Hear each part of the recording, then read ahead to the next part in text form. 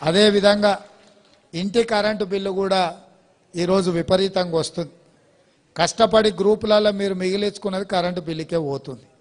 అందుకే తొందరలోనే 200 యూనిట్ల వరకు